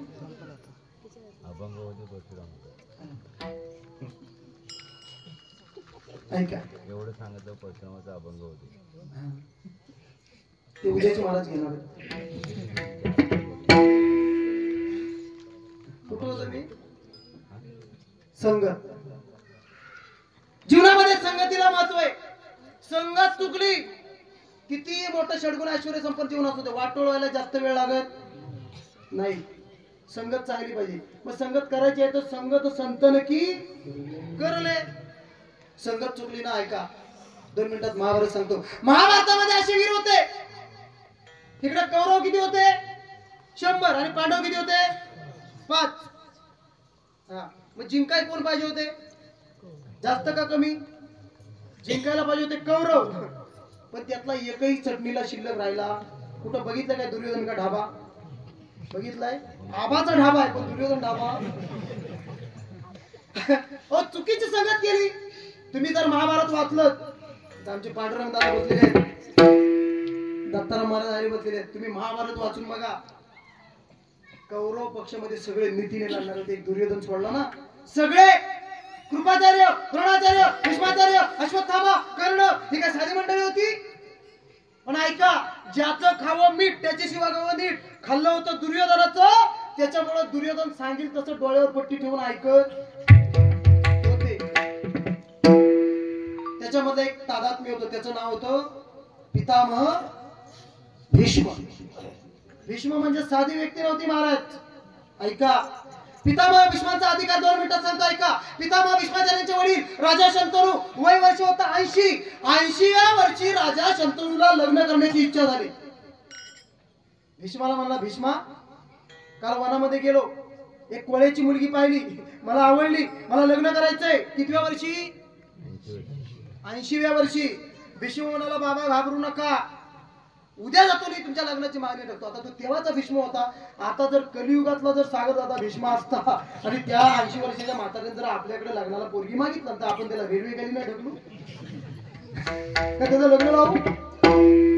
भीष्म हा कर्तबगार मुलगा होता. ऐका शास्त्र ऐका. भीष्म उठला, त्या सत्यवतीच्या बापाकडे गेला, म्हणला माझ्या वडिलांना तुमची मुलगी आवडली नाही, पण शास्त्र असं सांगतंय लग्न करताना किमान मुलगी ही नवऱ्यापेक्षा किती वर्षांनी कमी पाहिजे? 5 वर्षांनी कमी पाहिजे. आता पळून जातात त्यांचं सोडा विषय, ते काय वय मध्ये जायला देत नाही. भीष्माने सांगितलं तुमची मुलगी माझ्या वडिलांसाठी मुलगी पाहिजे. मुलीचा बाप म्हणाला, काय मूर्ख आहे का तुझ्या 80 वर्षाच्या म्हाताऱ्याला माझ्या 15 वर्षाची मुलगी? शास्त्रामध्ये समीकरण बसत भीष्माच्या लक्षात आलं वडिलांचं वय जास्त आहे म्हणून लग्न होत नाही. भीष्माचार्याने हातावर पाणी घेतलं आणि पहिली प्रतिज्ञा केली. काय केलं ऐका, आपलं 20 वर्षाचं आयुष्य आपल्या बापाला दिलं आणि 80 वर्षाचं म्हातारपण स्वतःला घेतलं. भागवतातली ओवी ऐका. जनक संतोषा कारणे आपले तारुण्य दिले जेणे, वार्धक्य घेऊन आपले सुखी करणे शंतन. मुलीचा बाप म्हणला, भीष्मा माझी दुसरी प्रतिज्ञा आहे. काय? मला मोठा मुलगा तूच, गादीवर कोण बसणार? तूच. पुन्हा भीष्माने हातावर पाणी घेतलं. जय महास्तुते वज्रवधिष्ठानावर राजस्तुता. याचा अर्थ मी जीवनात कधीच गादीवर बसणार नाही. पुन्हा मुलीचा बाबा म्हणाला, भीष्मा माझी तिसरी प्रतिज्ञा आहे. काय? उद्या मोठा मुलगा तू आहेस, उद्या तू लग्न केलंस तर माझ्या मुलीचं काय? पुन्हा भीष्माने हातावर पाणी घेतलं. आ जन्मोस्तुत ब्रह्मचर्य अस्थित जायते. याचा अर्थ मी जीवनात कधी लग्न करणार नाही. पुन्हा मुलीचा बाबा म्हणाला, भीष्मा माझी शेवटची प्रतिज्ञा आहे. काय? तू मोठा धनुर्धर आहेस, माझ्या मुलीला बाणाने मारलं तर? पुन्हा भीष्माने हातावर पाणी घेतलं आणि सांगितलं, पिता जन्मोस्थित कामिनी नैव सूत्रधारा कल्पात जयते. याचा अर्थ मी स्त्रीवर कधीही शस्त्र उचलणार. म्हणून भीष्माचार्य मी आले, नाहीतर देव काय देवाचा बाप जरी आला असता तरी भीष्माचार्यानं मारायची ताकद नव्हती. हे घडलं कशामुळं? चुकीच्या संगतीमुळं. चला इकडं पांडव होते फक्त 5, फक्त संगत केली देवाची. चंद्र सूर्य असेपर्यंत पांडवांचं नाव आज इतिहासामध्ये अमर झालं. म्हणून बापू हो, जीवनामध्ये संगतीला महत्व आहे. आणि तसं बघायला गेलो तर खरं कौरवांचं वाटोळं लावलं होतं कुणी माहितीये? त्यांच्या मामानं. म्हणून मामा असावा पण तो शकुनी सारखा. हा, तो आता लय मोठा इतिहास आहे. हा, 2 मिनिटात सांगतो ऐका. हिची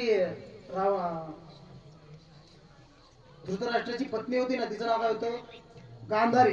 ही गांधारी ज्यावेळेस लग्नाला झाली तेव्हा तिची कुंडली काढली, पत्रिका. त्या पत्रिकेत लिहिलेलं होतं हिचा पहिला नवरा लगेच मरणार, म्हणून तिचं पहिलं लग्न एका बोकडासोबत लावलेलं होतं. आणि ही गोष्ट धृतराष्ट्राला समजली तेव्हा धृतराष्ट्राने त्या गांधारीचं सगळं कुटुंब बंदीशाळेत टाकलं. आणि मग गांधारीनं आपल्या नवऱ्याकडे याचना केली, म्हणजे आमच्या एवढ्या कुटुंबातला एक तरी माणूस जगला पाहिजे. मग धृतराष्ट्राने एकच ताट जेवणाचं द्यायलो. माणसं होती 5-6. मग सगळ्या माणसाने विचार केला आपल्यातला एकच जगवायचा, पण जो जगेल त्याने या धृतराष्ट्राचं खानदान सुद्धा जिवंत ठेवायचं. तो जगला तो कोण? शकुनी मामा. म्हणून बापू जीवनामध्ये संगतीला महत्व आहे. संगत चांगली असेल जीवनामध्ये आपलं कल्याण झाल्याशिवाय राहत नाही. संगतीच्या बळावर आता बघा ना या कलियुगामध्ये आम्ही सुद्धा केवढं, आमचे लोट्यातून दीपक दादा आलेले आहेत आंबेडे, महिला कीर्तन महोत्सव आम्ही करतो. साधी गोष्ट आहे का? साधी गोष्ट नाही. रोजच्या 2,500 माणसं जेवायचं साधं काम नाही. कसं होतं काय होतं परमेश्वराला माहितीये का? आम्ही संगतीत चांगल्या बसतो. ही अशी देवासारखी माणसं आम्हाला भेटतात, आमच्या एकनाथ दादांसारखी देवासारखी माणसं भेटतात. काय अशक्य आहे? तुमचं कर्म योग्य असेल, तुमचं पालन त्या धर्माचं असेल तर जीवनामध्ये तुम्हाला कुठलीच गोष्ट कमी पडत नाही. म्हणून जगद्गुरु तुकोबाराय म्हणतात, नाही भीड फार तुका म्हणे साना थोर. जीवनामध्ये लहान मोठा उच्च नीच श्रीमंत याच्याशी धर्माला काही घेणं देणं नाही. जो सत्याने वागला धर्म त्याच्या पाठीशी उभा राहिला. अभंगाचं शेवटचं जेवण नाही भीड बाळ, नाही भीड बाळ, नाही भीड बाळ, नाही भीड बाळ.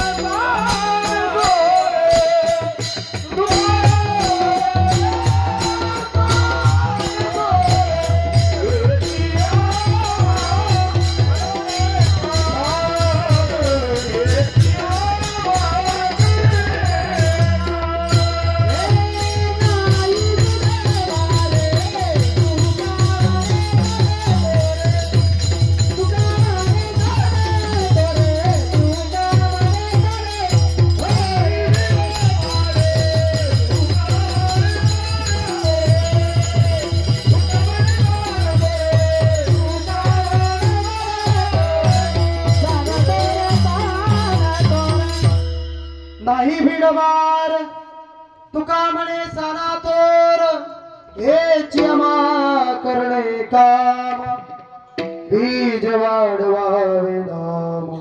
जीवनामध्ये नामाचं महत्व एवढं श्रेष्ठ आहे की आपल्या जीवनामध्ये नामस्मरणाने आपल्याला इच्छित स्थळ आपल्याला प्राप्त होतं. म्हणून बापू जीवनामध्ये जे करायला पाहिजे ते आता करा. म्हणून आमच्या धर्मामध्ये सर्व बलशाली असलेला सर्व शक्तिमान असलेला पांडुरंग परमात्मा त्याच्या नावाचं गुणगान आपल्या जीवनामध्ये तुम्ही धारण करा. मिळालेला मानव जन्म सार्थ केला. ज्ञानेश्वर माऊली नागराज माऊली तुम्हाला ज्ञानेश्वर माऊली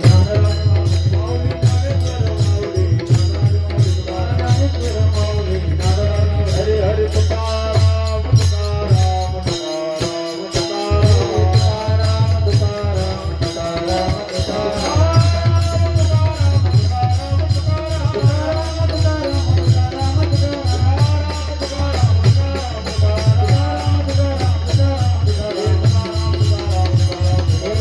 तुकाराम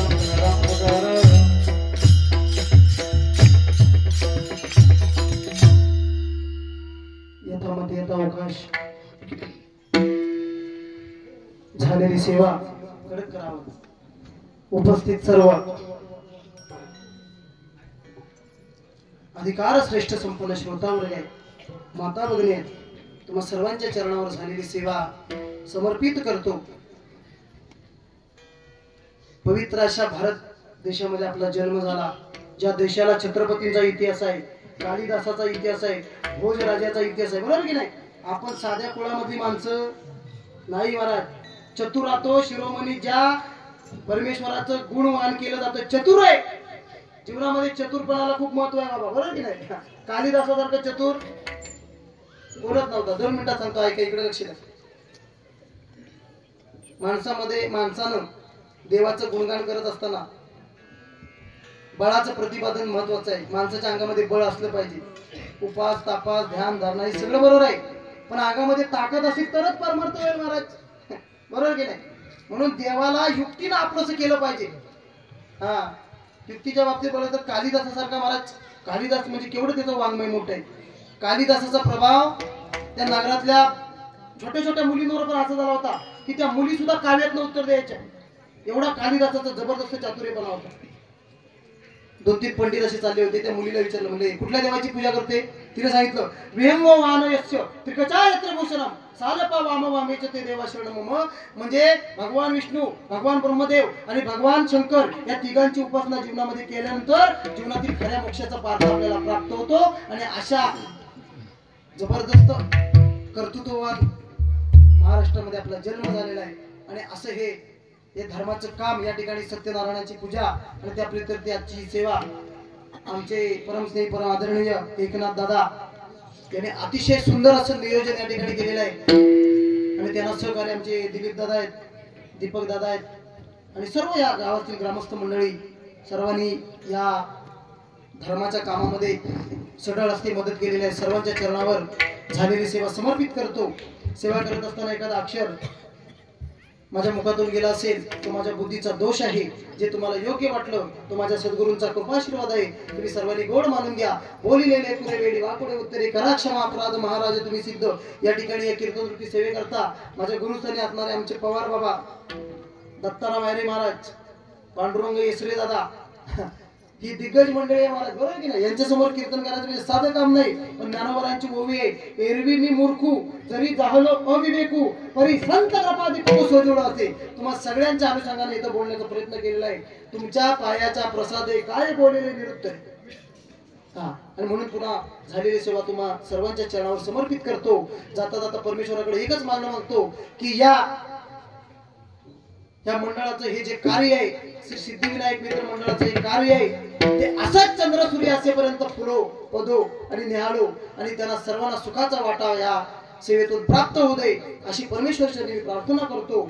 ज्यांच्यामुळे इथे येण्याचा योग आला त्यांच्या चरणावर झालेली सेवा समर्पित करतो. चोपदार दादा तुम्हाला या ठिकाणी शिरसाष्टांग दंडवत करतो. आमची सर्व दिग्गज मंडळी, महाराज मंडळी सर्वांच्या चरणावर झालेली सेवा आमचे पडवेकर बाबा या कीर्तन रूपी सेवे करता. आज बघा पाऊसच पडलाय कलाकारांचा. हा, नाही तर यातला एक पण भेटत नाही. 1000 रुपये देऊ शकता. आज कसा काय पूर आलाय काय माहिती.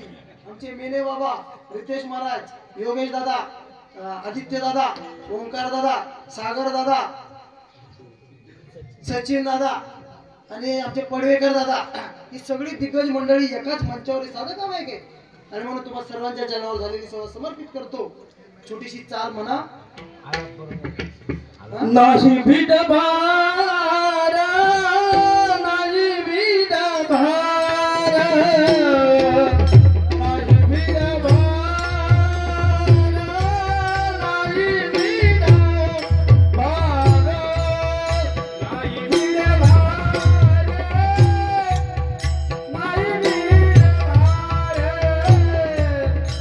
नाही भीड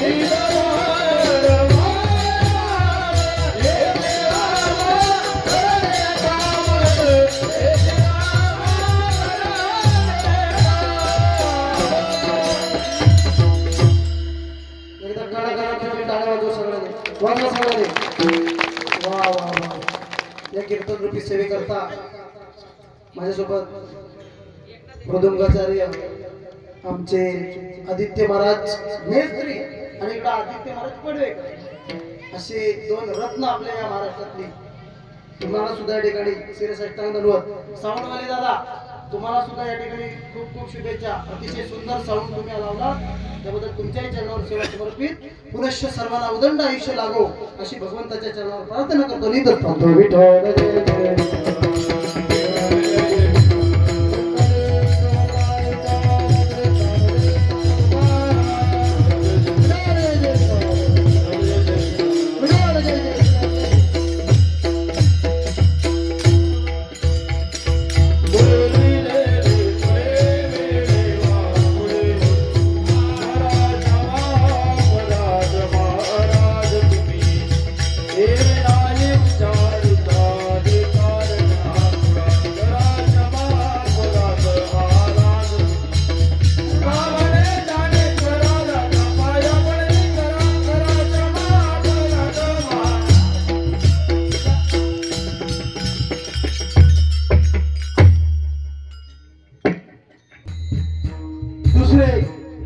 आमचे अन्नदाते आहेत.